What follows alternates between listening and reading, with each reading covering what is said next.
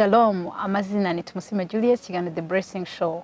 Buri gihe tubazanira umutumirwa akatubwira aho Imana ishobora kuvana umuntu naho ishobora kumugeza mu buzima, nta kintu Imana idashobora gukora, nta hantu Imana itakugeza igihe ukiriho, igihe ugihumeka umwuka w'abazima.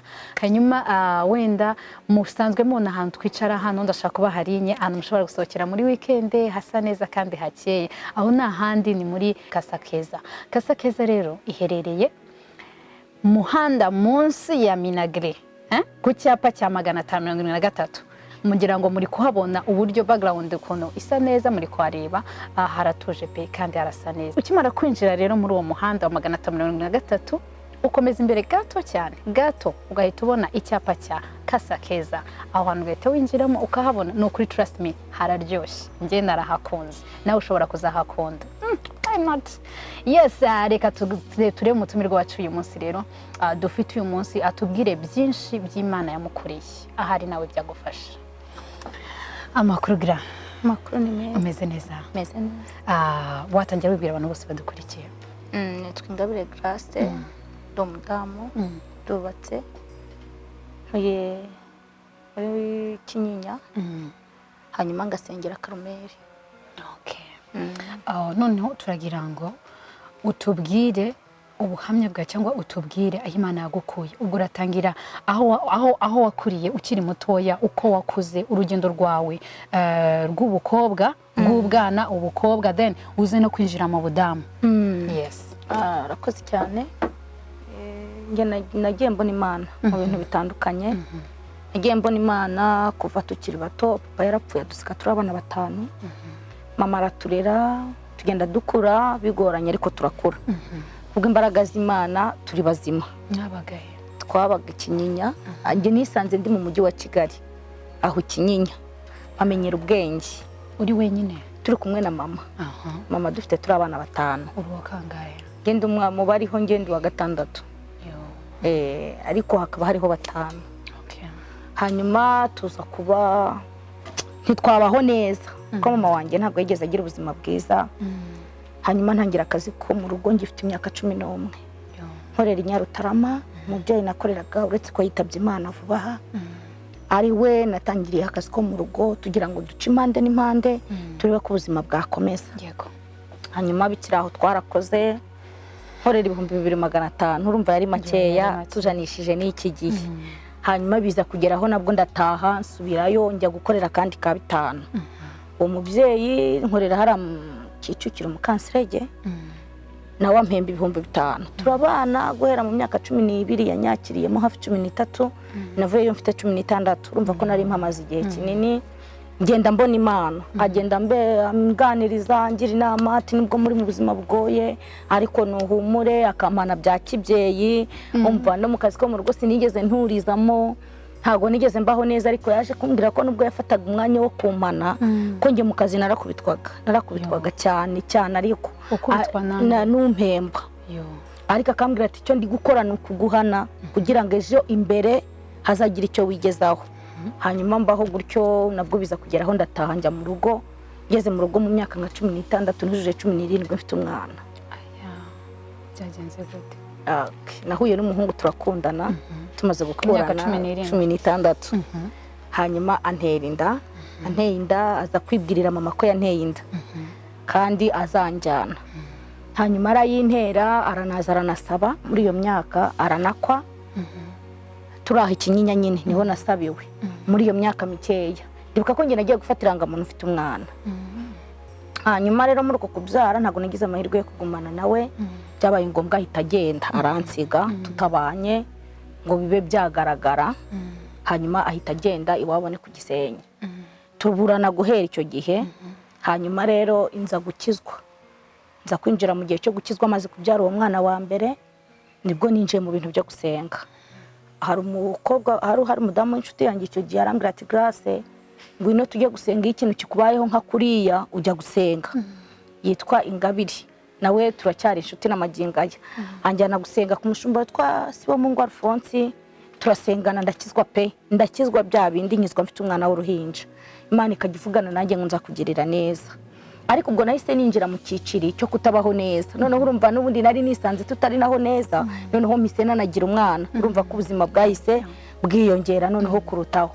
Ndasenga cyane, senga Imana ikavugana nanjye ngo nzakugirira neza, nta turi mu nzara yayindi udashobora kwiyumvishamo, ko mama yahingiraga abantu. Urumva ntago twari dutuje pe, no kuba nari mfashe n'umwana nanjye ndi muto ntago byari byoroshye. Nagiye mbona Imana mu bintu bitandukanye.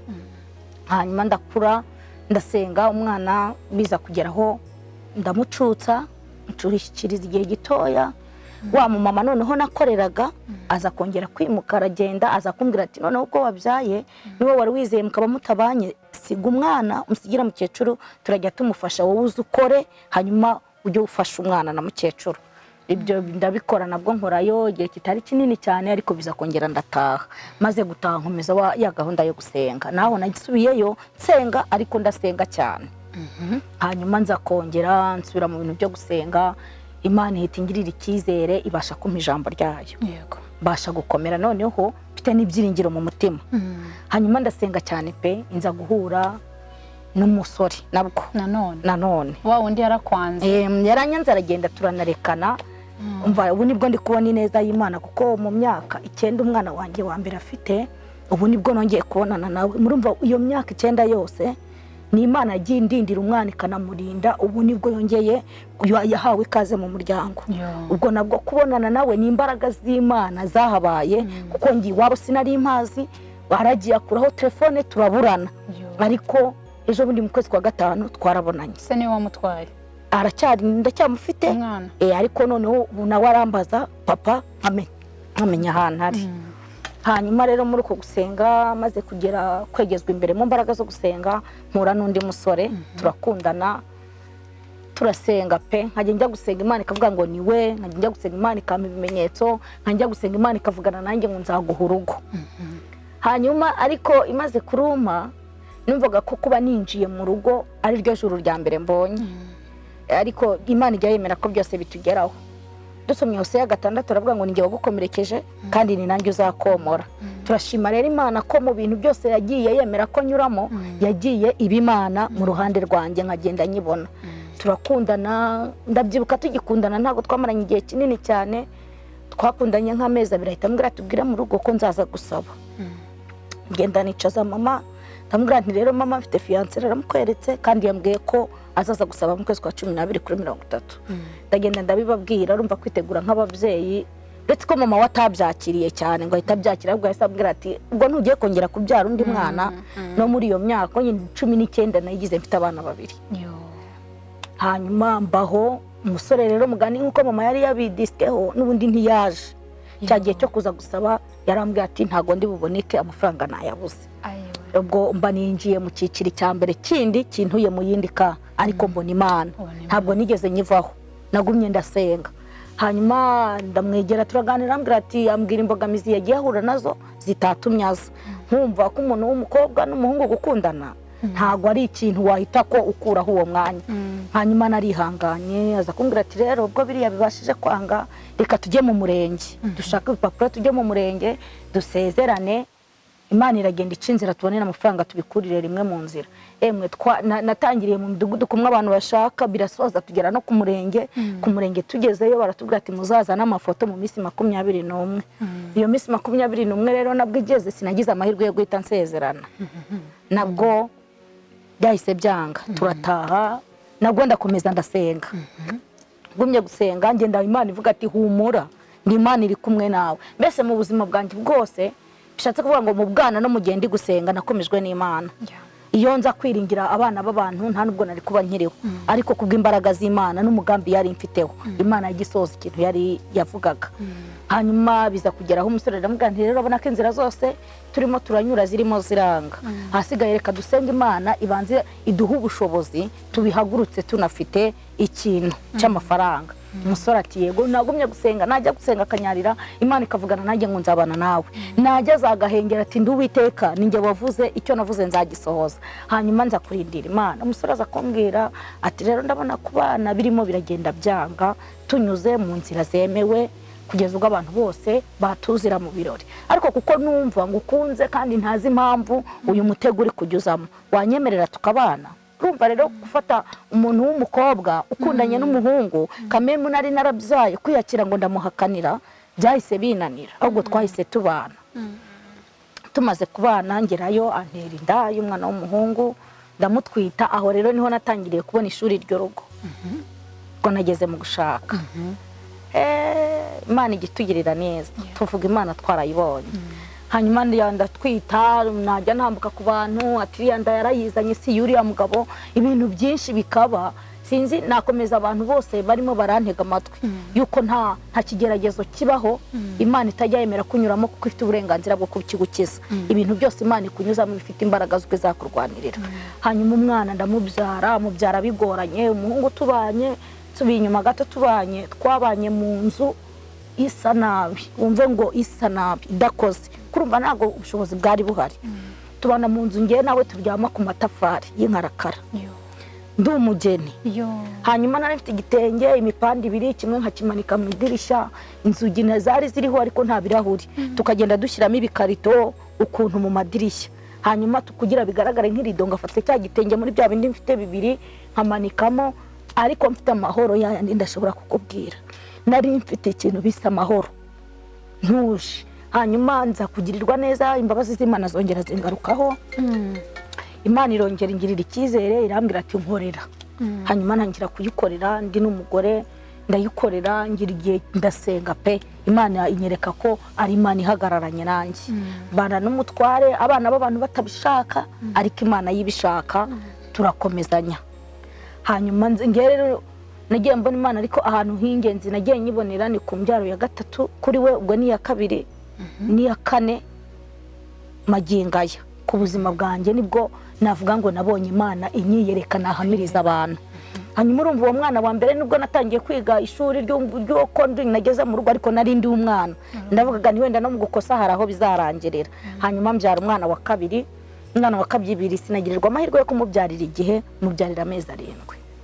Umwana wa kabiri kuri uwo mugabo turi kumwe. Ubwo ni uwa kane, uwa kane wawe? Oya, ubwo ni uwa kabiri kuri njye, ubwo ngiye aba ari uwa gatatu kuri njye. Kuri we ni uwa gatatu. Okay.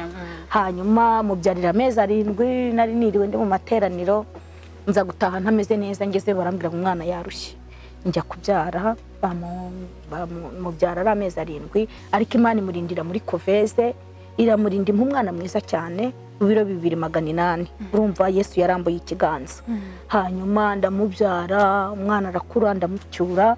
Hanyuma ngize amezi 4 nyirizina umwana avutse. Ntangiye kukubwira noneho imbaraga z'Imana. Imbaraga z'Imana nagiye mbona, nagize umwana w'amezi 4 mu biganza byanjye mufite, nahise ntwita indinda. Nagize amezi 6, umwana agize 6 mfite inda y'amezi 2. Hanyuma urumva hajeho gucutsa wa mwana, hajeho no kuba turi mu nzara. Inzara yarandiye, inzara yarandiye mu buryo ndashobora kukubwira. Noneho yo mu bubyeyi urumva ko nari ntaranakomera. Inzara ikandyana na wa wundi uri mu mugongo, ikandyana n'inda. Yewe ngenda mbona Imana igenda ibeshaho abantu.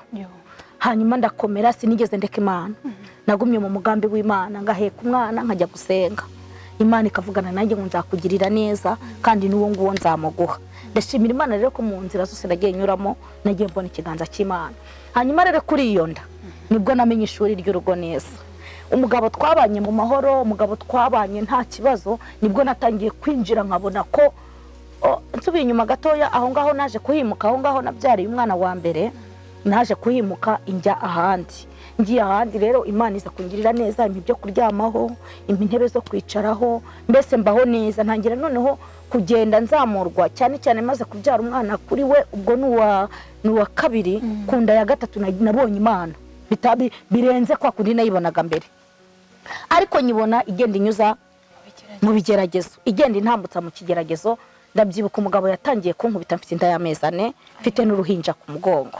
Atangira kunkubita, twavugana tukarwana, umva ndagenda ngira pekamusi kubera ibibazo byo gucece, kandi umwana simbona uwo mbwira. Ndagenda njya mu bitaro marama amezi 2. Wari ufite imyaka ingahe icyo gihe? Icyo gihe urumva nari mfite inda ya gatatu, urumva ko nari mfite hafi 24 nimba atari 3. Hanyuma njya mu bitaro bareba abaganga bakuvuga ati si umwana agiye kubyara afite n'indi nda, mbese ubwo narwazagwa na mama afite uruhinja mfite n'inda. Urumva yari ikibazo gikomeye cyane, ariko mama nawe sinigere mubwira ngo nubwo ubona ndi mu bitaro n'umugabo wankubise, ngaceceka kumva ngo ndi mu bitaro akishyiramo ngo nuko abyaye akiri muto, nuko abyaye indahekana, ati ubwo nukwikoroga kw'inda. Sinigeraga mbasha kubwira mama nti ngiye narwanye n'umugabo. Naracecekaga umunota umwe akumva mbirasi ingezeho iranjyanye, ntabashije kubwira mama nti erega narwanye n'umugabo. Ntago byumvikanaga, kandi uko kurwana n'umugabo ntago navuga ko nari nabonye ibyo kurya bihagije. Urumva byari bigeragezo nari ndimo, ariko n'Imana itandekuye, ariko Imana ikankomeza ntumuha abantu bayo ati nzakugirira neza, nzakubera Imana. Nanjye nkavuga nti ni wowe ndindiriye. Ndabyibuka mu bitaro, nahagurutse mu bitaro by'Ikinyinya bambwiye ko umwana yapfuye. Twashwanye n'umugabo nyine aho ariho. Nagiye mu bitaro bwa mbere mfite amezi 4, bambwira ngo umwana yapfuye, barabona umutima w'umwana wahagaze akiri mu nda, ubwo ni rwa ruhinja rurahari. Hanyuma ngera se Ikibagabaga, ageze Ikibagabaga baravuga ati ni mu mujyane, yagize preeclampsia, afitemo n'umuvuduko, ni mu mujyane ku bitaro bikuru. Injya CHK niho namaze amezi 2 mba mu bitaro, bamvura umuvuduko, bavura preeclampsia, ibintu byose bikampuriraho. Umugabo namukubita amaso ngahita nongera ngatumbera, abaganga ntibamenye ikintu kiri guhita kizamura umuvuduko kuko ntigeze babwira ikibazo nagize. Hanyuma mba mu bitaro, Imana iza kungirira neza, ihagarika wa muvuduko. Barongera baravuga, urumva baje gusanga nuko nari nagize kesi mu nda. Umwana nubwo umutima wari wabaye mutoya ariko ntiyari yapfuye. Imana yaje kundindira aho ngaho, mbaho banyuza muri ecography bagasanga ari guhumeka nabi. Undi mwanya ati birarangiye, undi mwanya ati ni muzima. Inza kuvayo pe, umwana nkimufite mu nda ndataha.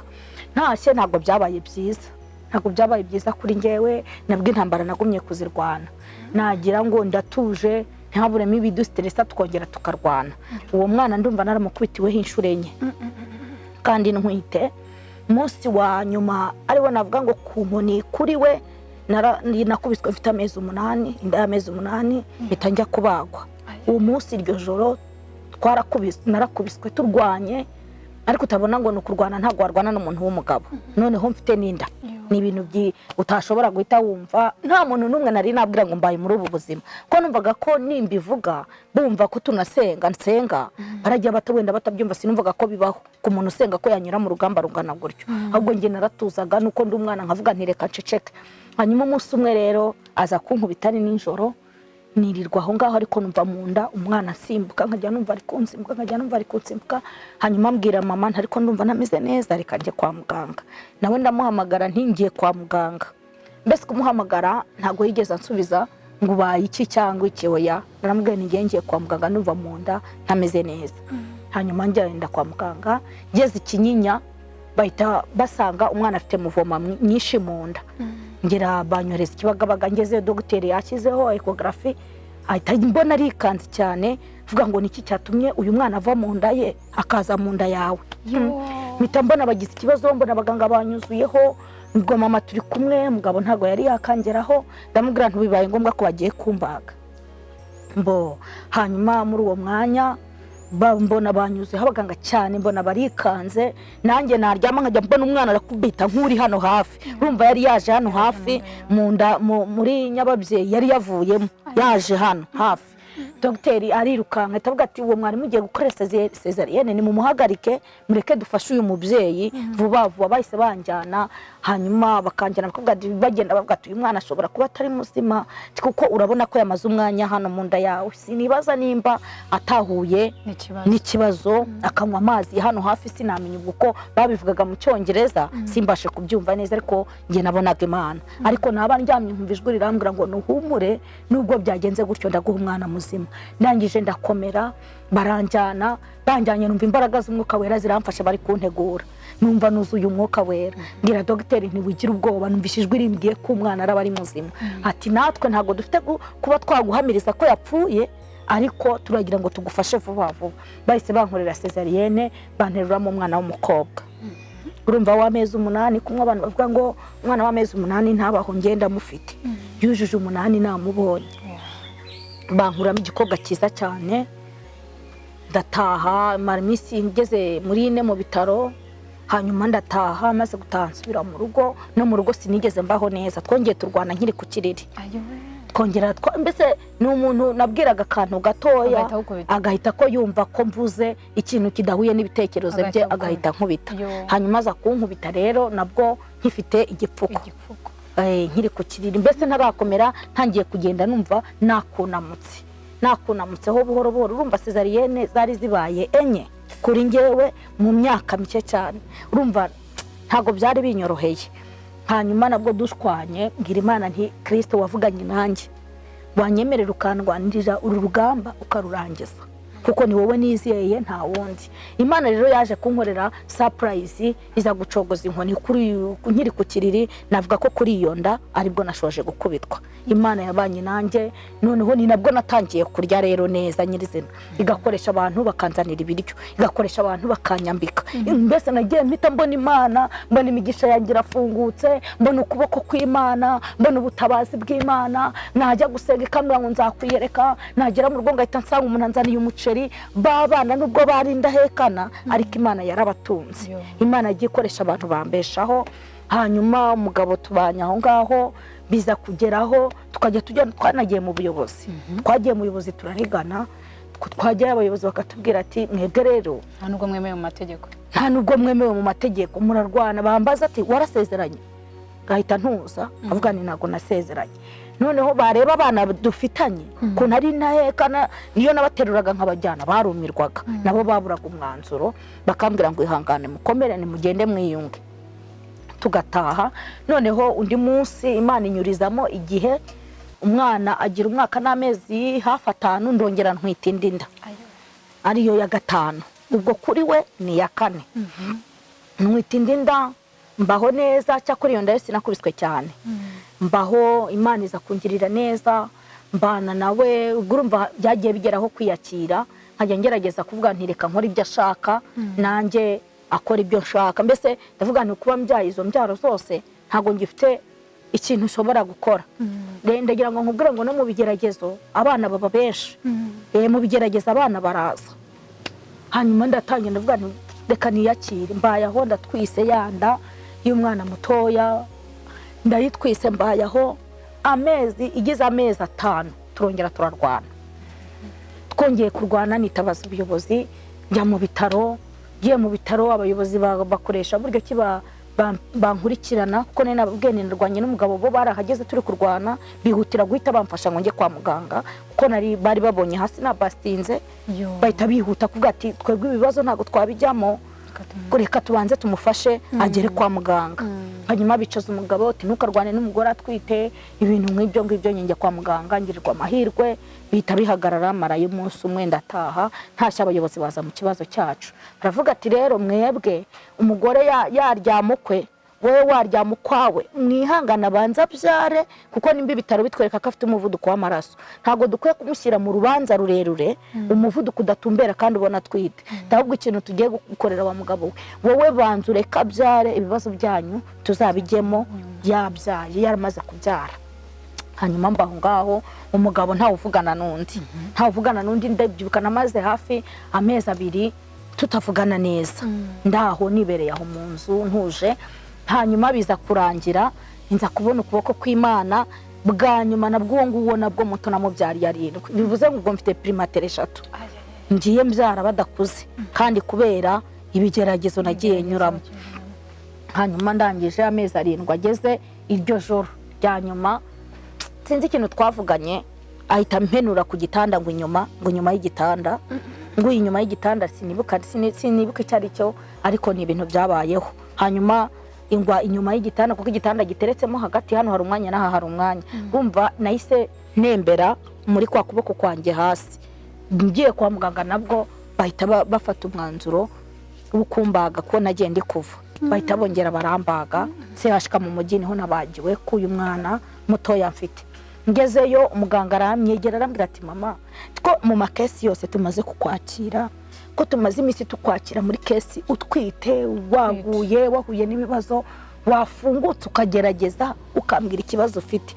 Bwa mbere twakwakiriye wagize preeclampsia, bwa kabiri tukwakiriye nabwo uhuye n'ikibazo uri kuva umwana ni muto cyane ntaragera mu gihe cyo kuvuka, gerageza uri umumama, ndi umumama nawe uri umumama, funguka tuganire. Ngiye kumubwira nti muga, nti n'umugabo wankubise, mpita mbona umugabo arahingutse. Mbonye ahingutse nabwo nisi nshobora kuvuga ko ari umugabo wankubise nkaza kubyara kandi aje kureba umubyeyi umugore ko yabyaye. Ego mwita mwira muganga nti muga ntuvura ibyo ureba. Numva nta mbaraga nari mfite zo guhita mvuga ni umugabo yankubise kandi aje kureba umudamu ko yabyaye. Byari ibintu bihabanye udahita wumva uwo mwanya. Hanyuma mbwira muganga nti muganga ntari ntuvura ibintu uri murareba. Hanyuma uwo mwana ndataha, maze gutaha nicaza umugabo ndambwira nti rero ndabona imbaraga zo kubana nawe zinaniye, wanyemerera ukajya umfasha abana ngewe ngahaguruka nkakureka. Ni kuko ubu urinze mera gutya, ni ntago sindasezerana nawe, kabiri sindakora ubukwe, ntisinzi impamvu naba nkiri kuguma gukora ibintu ibingibi, wanyemerera ngewe nkigendera tukibuka ko twabyaranye. Hanyuma ubwo nahise mbwira umugabo nti ntago numva ngifite kongera guhuza nawe, ntimaze kugira trauma mu mutwe, kandi iyo trauma nta wundi uyintera ni wowe. Nti aho kugira ngo nge nyirinde ngewe reka nkureke wibuke ko twabyaranye. Umugabo ntago yahise abyumva, ahubwo nawe yahise ambwira ati rero ubwo uri kumbwira ko ubona ntari umugore wanjye kuko tuzasezeranye, ngewe ndumva ngeze aho kuba nakwereka ko uri umugore wanjye, nibyo nanyuzemo ari satani wanteraga. Nyuma nahise numva ibyo ambwiye, twagiye mu murenge tuburaho umuntu umwe kugira ngo umubare bazasezeranya uzashyike.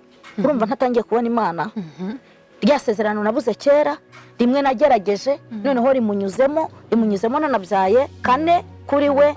Tugeze mu murenge dusangana umuntu umwe ubura, bahita batwuzuzaho. Nkora ubukwe ndamubwira nti rero tugeze mu murenge kuva turi twaranabanye ntago bikigoranye. Iki Imana izadukorera ni ukubona ikanzu nkabona ikote, abantu basigaye banambara imikenyero banamperekeza banatira, kuko ntago nari mfite ubushobozi bwo guhita mubwira ngo ubukwe koko turabupanga gutya. Ngewe nahise numva ko noneho ngiye kuvugira Imana, noneho mfite naho mpera mvuga nti ndi umugore mu rugo, nambaye impeta, mvuga ibitangaza Imana inkoreye muri izo mbyaro no mu bigeragezo nagiye nyuramo. Hanyuma rero nza kugenda mu murenge, dukora umurenge kuri 12, mariage tuyikora kuri 14. Nabwo urumva hanyuzemo umunsi umwe, urumva ko aribwo Imana yari ingize umukobwa.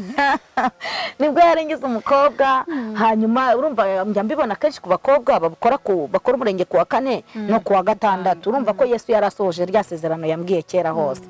Hanyuma ndagenda njya mu mujyi muri babiri, tujya mu murenge. Mwagiye muri babiri gusa nta bantu babaherekeje? Oya, baraduherekeje, ahubwo kuba navuze ngo twaburaga babiri ni kwa kundi umubare wabo bazasezerana, nge nagiyeyo nuzuza. Hanyuma twari benshi, ntahira ubukwe, bamabukwe baraza, bamama baraza, mbese dukora umurenge pe ndataha. Hanyuma ndababwira bari banabizi ko ku wa 6 ari mariage. Mbona Imana rero, mbona Imana kubera ko najyaga njya mu materaniro kuvuga ijambo ryayo ngatanga ubuhamya, mbona Imana yihesheje icyubahiro, mbona abantu baranshyigikiye mu bukwe, ikanzu mbona barayinyishyuriye, mbese nta kintu na kimwe ntigeze mbona Imana inkorera mu bukwe bwanjye. Hanyuma ndataha, tugera mu rugo, nsezeranira nyine mu rusengero rwacu Karumeli, Imana yihesha icyubahiro ndataha. Ubu ngubu maginga yangaya ndashima Imana ko ubuzima nari ndimo kera atari bwo ndi mu bungubu. Nagiye mbona Imana nubwo tutagera tuvuge ngo byose byararangiye, kuko umukristo nyakuri agomba kugenda ahura n'ibimugerageza kugira ngo akomere. Ariko ndashima Imana ko noneho nambaye impeta, mbese ndashima Imana ko nanatuje. Ndatuje pe, yarahindutse, mbese nibyaba navuga ko bidakomeye kuruta ibya mbere, kuko kuva nakora mariage, kuva nabyara uwo mwana ntabwo ninongera kubona umugabo nkubita. Ubu ndasa neza, ubu ndabyibushye, mbese nariyakiriye ndavuga nti abantu babayeho nk'uko nguko babayeho neza cyane, kuko sinarinzi ko byabaho. Ariko imbaraga z'Imana zagiye zimbaho n'amaginga yangaya ndashima Imana. Kuri wowe n'iki kintu, hariho abantu mu buzima bahura n'ubuzima bakavuga ati Imana ishobora kubitabaho, ukabwira Imana nikumva, ukumva ntiri kumva, ari umuntu akagera akavuga ati mfashe icyemezo cyo kwiyahura cyangwa cyo kugira gute, cyo kuva mu gakiza. Niki wabwira abantu nk'abo ngabo bitewe n'ibintu waciyemo, n'ibintu ntago numva uburyo umuntu bamubaga inshuro enye, ubwo zabaye 5 batarakubwira ati ushobora gupfa? Imana yonyine ikahaba. Imana yagiye haba kuko na dogiteri yarambwiraga kuko bajyaga kumbaga bakambaza ati se ubazwe kangahe nko kurinda narababwiye ngo ni 5 barikanga se ko tutabona aho babazi. Nagiye mbona Imana rero yo y'ubwayo yagiye nari kuhura na case komeye yo kuba nanashwanyuka urumva nagendaga mbyara indaheka nari duto ariko Imana yagiye ngirira neza ntaruguma ngira kunda yanjye. Ni iki kintu cyagukomeje? Ni ikintu cyankomeje n'imvugo yayo. Nagiye nyura ahantu hakomeye ariko Imana ikanganiriza, Imana ikamba hafi, Imana ikambwira ko izangirira neza. Nabwira rero abantu hari igihe ugera mu kibazo nkaho warumbajije ngo hari igihe umuntu yumva bitewe n'ibibazo yagezemo akumva yayireka. Nanjye hari ubwo nigeze numva nayireka. Mu by'ukuri nubwo Imana yavugaraga nanjye ariko kukubwira ngo nzakwicazanya n'abakomeye ushonje ntabwo uwo mwanya wari guhita ubyakira. Kuko njye najyaga gusenga mbwira Imana nti wangabanyiriza inkoni igahita yururuka ikavuga ngo nzakugirira neza. Urumva imvugo yayo uhita wakira ikintu isi kubwira bitewe n'icyo uhagazemo ntago biba byoroshye. Ikintu nabwira abantu nibakomere, ntabwo Imana ijya ivuga ibintu itazakora. Kuko najyaga nyibwirana ariko Mana n'ubu nge nzarya nzabasha kurya nanjye numve ko kuko ndiye Imana najya kuyisenga ntihite mbwira ko impaye ibiryo ahubwo igahita mbwira ngo nzihesha icyubahiro nzakugirira neza. Iryo jambo ryayo rero ku muntu urifite icyo nabwira umuntu nakomere. Nakomera Imana twarayibonye kandi Imana tuvuga ni Imana irebera hose icyarimwe. Mu kibazo arimo niyegereza Imana ntahanga amaso ku bantu ahubwo ahanga amaso ku Mana. Imana izamugerera neza. Niki kintu mu buzima bwawe gishobora kuba cyakubayeho muri ubwo buzima ntabwo bworoshye ariko ukavuga ati nafashe iki kintu umutima wo kubabarira muri nge ibyo byose hari abantu bakubabaje hari abantu bagiye bakometse igikomere cy'umutima wawe biragora kandi biravuna. Ndashaka kumenya kuri wowe waba warabohokeye abantu bose ukabababarira? Bikiraho uwa mbere nahereyeho no mugabo urumva kugubita inshuro 3 ukajya kubyara utabanje kubabarira ntago byakunda. Kandi noneho muri icyo kigeragezo ubona n'abagusonga abahita bagenda bakukomeretsa te n'abakongeza ariko ndumva kuri ngewe ku cyanjye igiti naramaze kubabarira. Namaze kubabarira mu mutima wanjye by'umwihariko nanahereye ko tubana. Yagusabye imbabazi? Yasabye imbabazi. Yasabye imbabazi tugiye gukora mariage nibwo yambwiye ati ibyo nakoraga shobora kuba yaba ari satani ariko mbabarira. Urumva mu by'ukuri numva ku cyanjye giti narabanje kwakira ikintu kiswe kubabarira mu mutima wanjye. Numva imbaraga ziraje zinyemerera ko nababarira kuko hari igihe ubaho ukabaho udatuje noneho wahura no mu bindi bigukomeretsa ukumva ugiye kuri ariko Imana yagiye inyigaragariza. Nta hantu Imana itakura umuntu. Nta hantu Imana itakura umuntu nta n'ahantu itamugeza. Ya Imana iguha umugisha cyane Grace. Hanyuma uwo umwana wa mbere yaje kugaruka mu rugo mu bandi cyangwa aracyari mama? Uwo mwana ntago yari yagaruka mu bandi abana na mama. Ariko ubu navuga ko noneho niyabajije mama ati papa aramumuha bakavugana mu gihe nge ntarinzi ko byabaho. Uwo mwana wa mbere nawe n'ubuhamya ko Imana yajyaga imbwira ko izampa umuryango we ariko nkumva ntago ari ibintu byakunda bitewe n'ukuntu ngewe nabibonaga kuko naho narindi n'umwana ntiyari yemerewe kuhagera. Urumva nge nakeneraga gusura umwana nkamusanga kwa mama. Nagenda umwana akamubwira ati ariko mama ngira papa ese ngewe ngira bashangazi nkabura icyo musubiza kugeza ubwo nageze ku rwego mfata umuntu w'inshuti yanjye nkamubwira nti uzambere shangazi w'umwana ajya abasha gutuza kuko mfite umwana w'umuhanga cyane. Hanyuma yakenera kumva agiye kuvugana n'umuryango ugahita mpamagara wa mumama nabisabye agahita avuga ati ukomere ndi shangazi ariko ubu noneho umwana yabonye famiye muri ku kwezi kwa 5 uku 2020 baduhaye ikaze tujya mu muryango baratwakira. Wende nge naho batari kunyakira neza ntacyo byari kuba bintwaye kuruta uko bari kwishimira umwana ariko nabonye neza y'Imana banyakiririye umwana neza kwa se w'umwana banyakirira umwana neza baranyakira umva nta kintu nabashinja no mu gihe iyo myaka 9 nareze umwana ntago nta kintu nabashinja pe kuko baduhaye ikaze. Ubu umwana aratuje. Aratuje. Wakoze cyane. Wenda tugana ku musozo ndagira ngo ugire message utanga cyane by'umwihariko ku bantu banyura mu bibazo birenze ubwenge bwabo. Ikindi kandi ku bana b'abakobwa bakiri batoya bahura n'ibishuko byinshi abantu batwara inda batarageza igihe nka situation waciyemo ndumva wari ukomerewe cyane wari mutoya urongera urarira so ndagira ngo ugire ubutumwa ugenera bano bantu muri izo kategori zose uko ari ebyiri. Ikintu nabwira abantu bagiye bahura n'ibigeragezo kabiri noneho bakanabyara bakiri batoya nabasaba ngo nibakomere kandi basenge kuko Imana yacu niyo kwizerwa.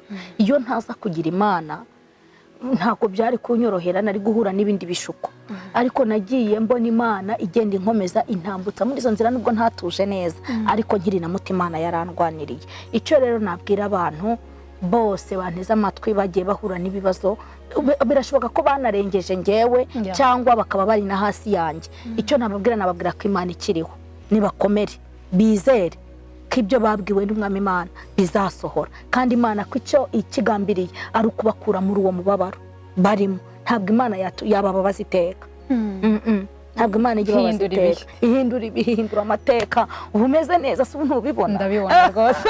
Ufite abana bangahe? Hari ufite batanu. Ufite batanu. Yo, ufite batanu. Abakobwa 3 n'abahungu 2. Wow.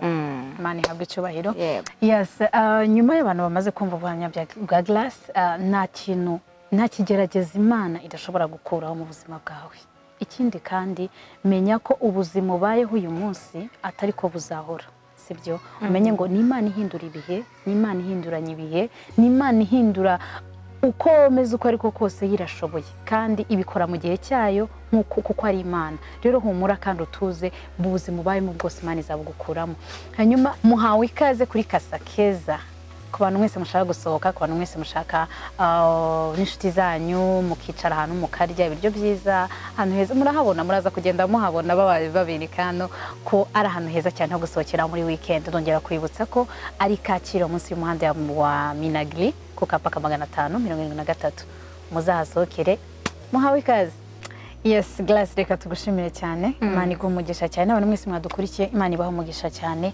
Nizera neza nahamya neza yuko nawe Imana izakwereke nko yeretse Grace.